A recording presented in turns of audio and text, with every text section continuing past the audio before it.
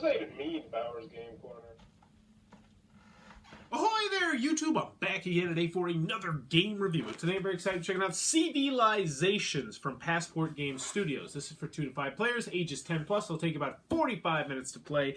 And CVlizations, you are going to be purchasing cards in order to build up your civilization. They're going to give you special abilities. It has a unique action selection element, though, where you're hoping for a specific amount of people to do specific actions when you play the action or when you don't play the action. What am I talking about? Let's open it up and I'll tell you what I think. Alright then, we're going to take a look at what's inside of CVlizations. So first and foremost, we have our handy dandy rule booklet. It is 8 pages, double-sided, full color, full of pictures, illustrations, examples. It's very well done. It should have you up and running in no time at all, so big thumbs up on the rule booklet. So in CVlizations, you are going to be building a civilization, and as you progress through time, you're going to be developing new ideas and new tools in order to make yourself a little bit better. So progressively through the game, you are going to get cards that will make you do cool things that you couldn't do before, and then you're going to get stronger and stronger and stronger. At the end of the game, whoever has the most victory points, which in this case is happiness in the form of smiley faces,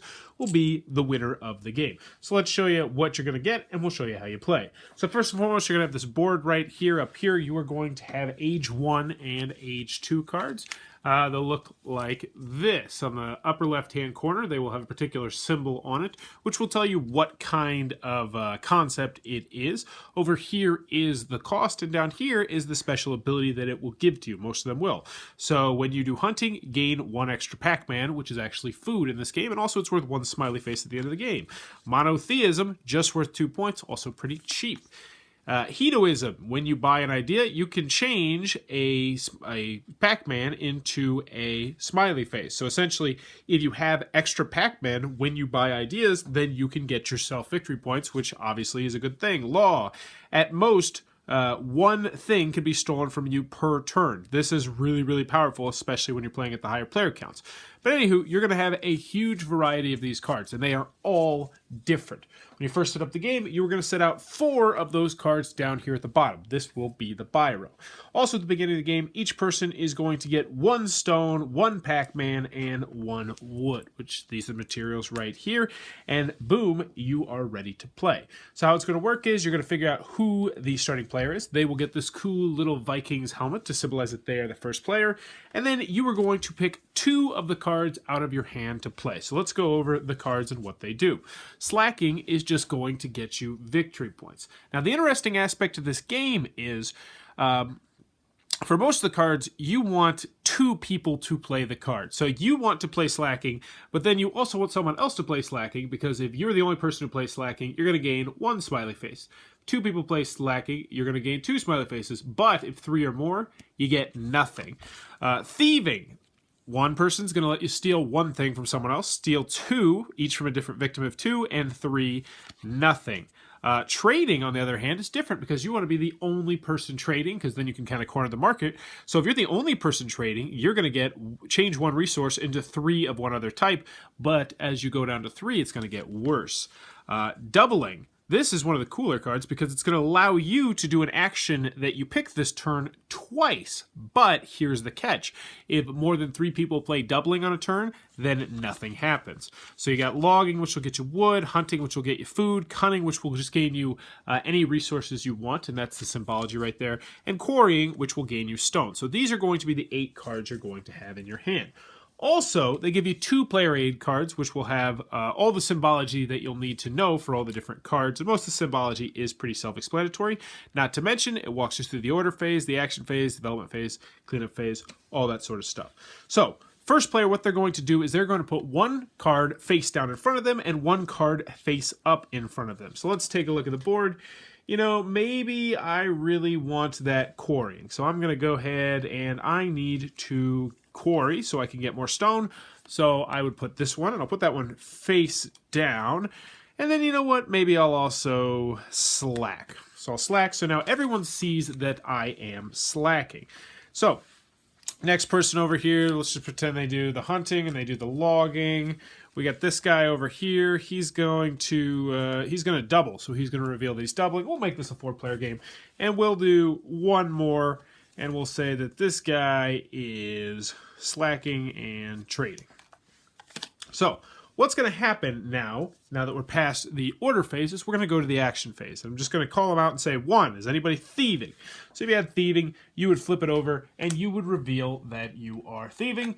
And since he is the only person who is thieving, he's going to steal 1 from one other person. So he would just, take my wood, for instance. Say, I really want this wood. I'm going to take that. Then you get to 2, which is... let's see, that is the logging, which just means I think there's only one person logging, so that person is going to get 2 logs. So he would get 2 logs, boom, gives himself 2 logs. Then you go to 3, to 4, to 5, to 6, to 7. Making sure to pay attention to how many people did it so you can figure out exactly what you're going to get. Now that you've done this, you're going to set these 2 cards over to the side and put them face down. You will not be able to use these cards the rest of the round. There will be 3 rounds in the game. So, now that everyone has set their cards over to the side face down, because there's somewhat of a memory aspect in this game, you're going to go to the development phase, which is where you can develop various different technology. So let's say on my turn, I got, the 2 that I needed. Then I could buy this pickaxe, and you can only buy 1 card per turn. There's a card that will change that, but for the most part, you only get 1 card per turn. So I'd pay the goods. I would get a pickaxe and put it in front of me. So now every time I quarry, it's going to be more valuable because I'm going to be getting additional stone. And then this immediately replenishes for the next person to potentially buy. He might buy that, and then that would put it in front of him. And you don't have to buy anything on your turns. Even if you can afford it, you don't have to. And you're going to continue until everyone has had an opportunity to buy, at which point you will pass the little cap, boom, over to the next person. And then you will play 2 of your 6 remaining cards. And then you'll rinse, wash, repeat. And then you'll play until you only have 2 cards left. Once you only have 2 cards left, you will go... you'll do all your purchasing, and then you will go to the second age, you will pick back up your cards, and then you will rinse, wash, and repeat everything you did in the first age. Once you get down to the third age, you take all the cards that were on the 1 and 2 row out, and then you start using with the 3 cards. And as you can see, the 3 cards are going to get you a lot more victory points, but they're also a lot more expensive. Some of them have some really cool powers, but you're not going to have much time to use them. Once you are down to only 2 cards left in your hand at the end of the third age, then you will tally up who has the most smiley points. Whoever does have the most smiley points will be the winner of CVlizations, and that in a nutshell is how the game is played. Alrighty then, CVlizations from Passport Game Studios. What are my final thoughts? Let's go over the pros, let's go over the cons. First, on the con side, game's not going to be for everybody for a variety of different reasons. First, I liked it best at 4 and 5 players. Not to say it's bad at 2 and 3 players, but 2 and 3 players are very similar because, in a 3-player game, in a 2-player game, you essentially have a third player. It's just kind of a robot that randomly does stuff. But I liked it best at 4 and 5 players. It just makes the cat and mouse of which cards you're going to play and which cards you have face up a little bit more interesting. And it becomes much harder to memorize exactly what has been played. In a 2 and 3 player game, you can pretty much remember what has been played and what has not been played by your opponents. But once you get to 4 and 5 players, it's like, oh man, what got played in this round? I don't quite remember. And I thought that enhanced it. Also on the con side, it's a very simple, straightforward game. It's just you're going to play cards, you're going to gather resources, you're going to buy cards. These new cards will give you special abilities, then you're going to do that again, and you're going to do that again, and you're going to do that again, you're going to do that again, you're going to do that again. You're going to do that, I think, 9 times, and then the game's going to be over. So it's a very straightforward, somewhat repetitive game. And from game to game, the games aren't going to be terribly different. There's not going to be... I don't feel like this is going to be one of those games you'll be like, oh, you remember that time in CVlizations where that one thing happened? Probably not, but, it's just not one of those games that stands out and jumps out to you as an experience type of game. But that's not always a bad thing either. Any other cons that I have with the game? It only comes with 2 player aid cards, which, it'd be nice if they had 5, but that's not a deal breaker. The artwork's a little bit out there. I personally really enjoy the artwork, but I could see people not liking the artwork, especially in a Civilization game. It's kind of cartoonish, but I really do enjoy the artwork. But I can't really think of too many cons. Moving on to the pros, this is a very inoffensive game, and it's a game that I can easily recommend to a lot of people. So first and foremost, component-wise, production-wise, very nice production quality here. They didn't have to have a board, but they did have the board, and ups the production quality. They didn't have to have a nice first player marker, but they did. They didn't have to have a nice little crown to keep track of your things, but they did. I like the artwork a lot. I really, really love the artwork in this game. It's probably in my top 10 favorite artworks in game. It's a very distinctive style. It's not for everybody, but I really do enjoy that.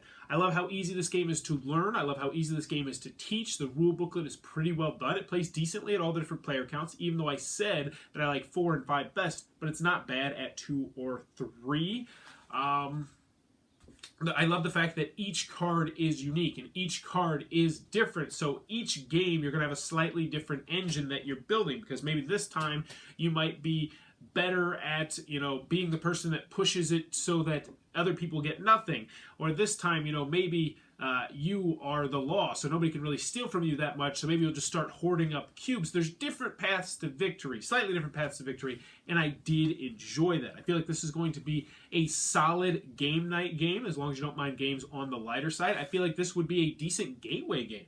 I think I could easily teach this to someone who has never played a hobby game before, because the concepts are not terribly difficult to explain, especially if you do like a practice hand where it's like, all right, since 3 people did thieving, that means everybody gets nothing. So the concepts are really simple, which I like, but at the same time, they do elicit some really interesting choices. And this little cat and mouse, as I mentioned, of, oh man, he's got slacking up, and I know someone else is going to want to go slacking because you're just getting straight victory points, so maybe I should do slacking, but maybe I should do slacking, but oh, I also have a card that says if I do something that does nothing, then I get a victory point, so I could screw them out of their victory points but still gain a victory point. It has an interesting balancing act that I really did enjoy, and it's a game that I'd like to see even more cards in the future for. So in the end, CVlizations, I think it's a great family game. I think this is a good gateway game. I think this is a decent game night game, as long as you enjoy playing games that are on the lighter side. And it says 45 minutes. I'd say once you know what you're doing, you could probably knock out a game at 30 minutes, especially if you're a smaller player count. So overall, CVlizations, easy one to recommend. Really enjoyed this game. If you enjoyed this review, please be sure to click on that subscribe button down below in the comments below. Let me know if you were starting your own civilization, what would be the one technological advancement you would want to gain before anybody else? Like, what do you think that one technological advancement that you could gain as part of your civilization that would make the biggest difference? I feel like this is kind of a no-brainer. I guess I'd say fire. Yeah, it's got to be fire, because if you get fire, you just get to so much stuff so much faster than everybody else. And it's not like they can steal it from you. Like, it's going to be difficult, to steal the fire and then go, 100 miles. Well, that doesn't make any sense. You know what? I'll just go bagels. Bagels. There. Stupid answer. Stupid bagels. Let me know in the comments below if you have a better answer than bagels. And as always, thanks for your time, YouTube.